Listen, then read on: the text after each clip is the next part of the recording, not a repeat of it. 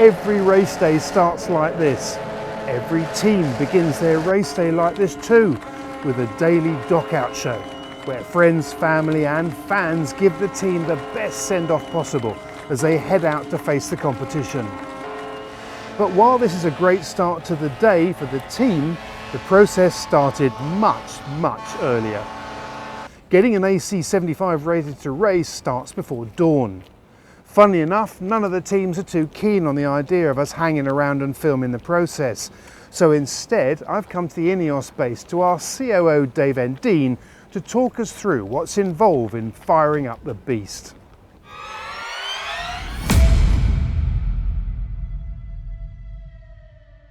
On a race day, when does the race day start? When's the earliest that a team comes down and starts firing up the beast? Yeah, it's a good question, Matt. I mean, today, for an example, we had a guy in at 5 o'clock this morning, or 5:30, and his role was to scan the wings, just to make sure that we know exactly what we have on the water that day. And he needs to get that process, the boat needs to be completely still for that to be accurate. So he has the whole boat to himself, so he can look at the wings with a 3D scanning system. And then once he's clear, the next person can come in and start turning the yacht on. That's around about 6:30.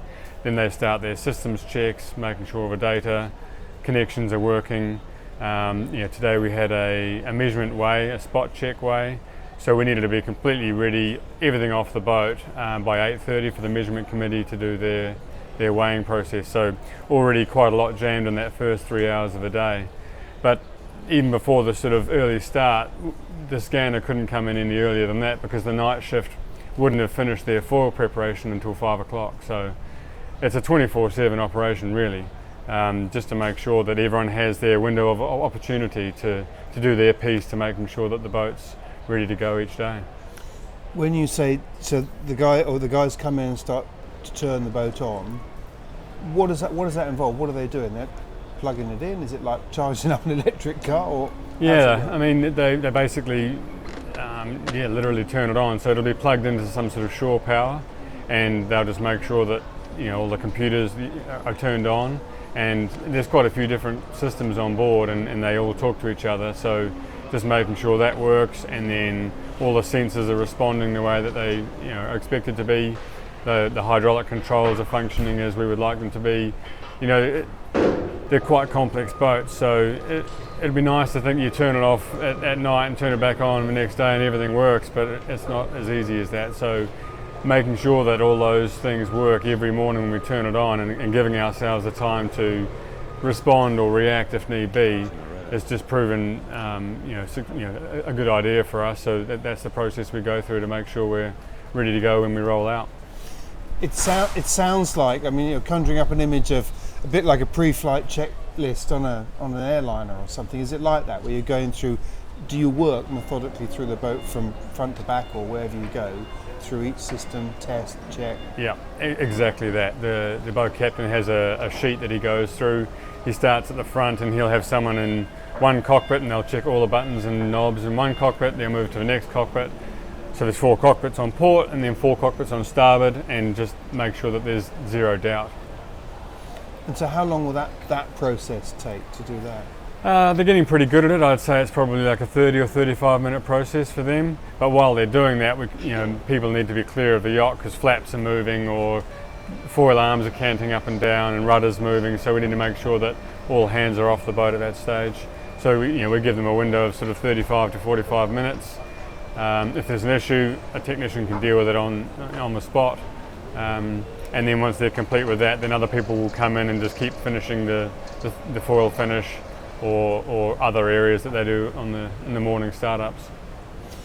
So having done the switching on of what other tests, what other procedures do you have to go through, just broad procedures that you have to go through before you put it in?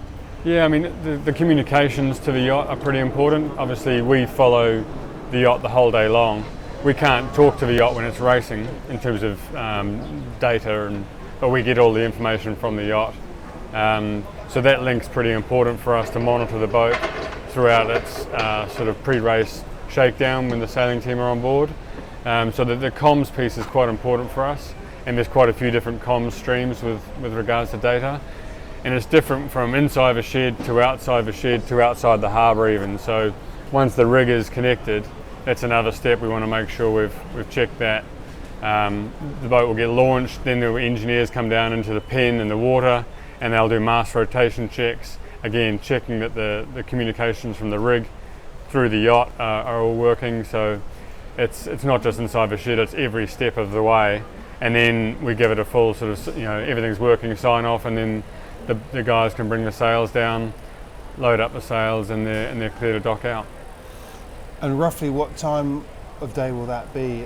I mean, I'm trying to get an idea of how long that whole process would have taken then. Yeah, typically we roll out about 10:30 or 11 o'clock, depending on which start we are, and we've been docking out anywhere from sort of 12:30 to 1:30, again depending on the start. So we like to roll out about two and a bit hours, or maybe 2 hours before we dock out, and that gives us enough time to do all of our checks, and if there are any issues, respond or react accordingly.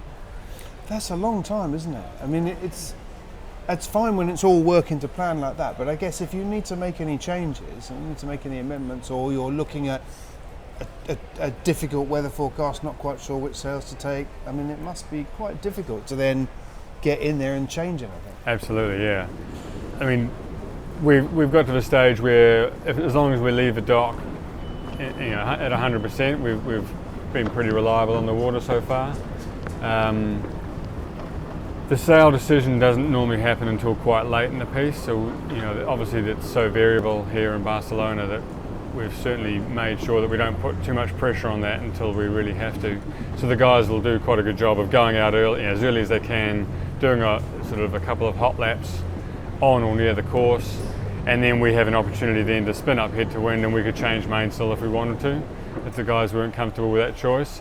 And obviously we leave the headsail choice till quite late, so there's still plenty of time for updated weather forecasts and strategy to come together before we make those calls final.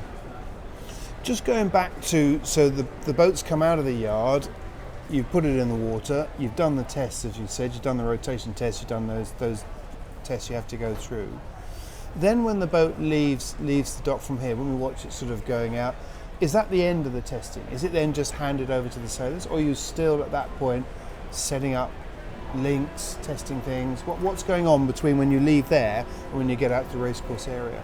Yeah, for that period it's typically about the sailors doing their race prep. We'll always monitor the yacht and keep an eye on things, and we have conscious decisions in the team as to whether we would try something before a race, like a control code change or a strategy change, or even just a technique change in the way the guys sail the boat. But typically we wouldn't risk it then. We would do in half an hour after the racing, we'd go out and just try that change then, just to sort of make sure that we haven't introduced an issue on board.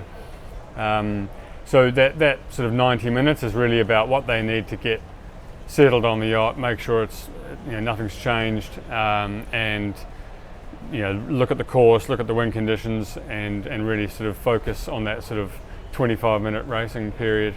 And we'll leave all the variable stuff till after the racing. Obviously, if there's a big gain to be had with a change of some sort, we'll try and look at it before the racing and just make sure that the guys are comfortable that it hasn't upset something else.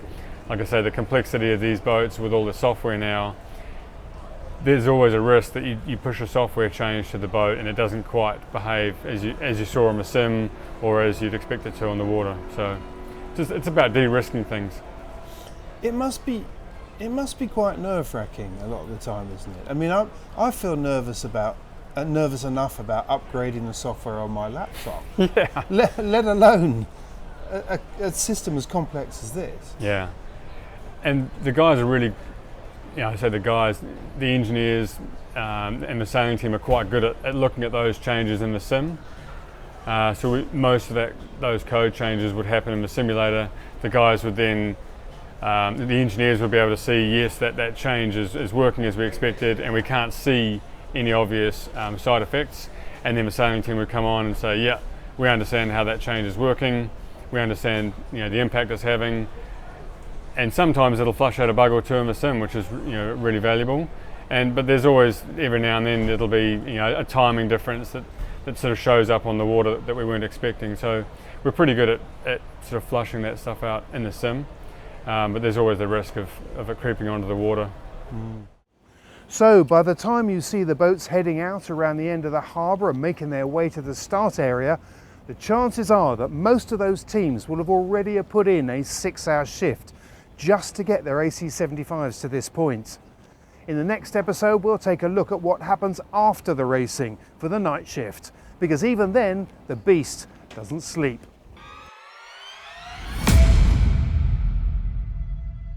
A sustainable future. Yanmar.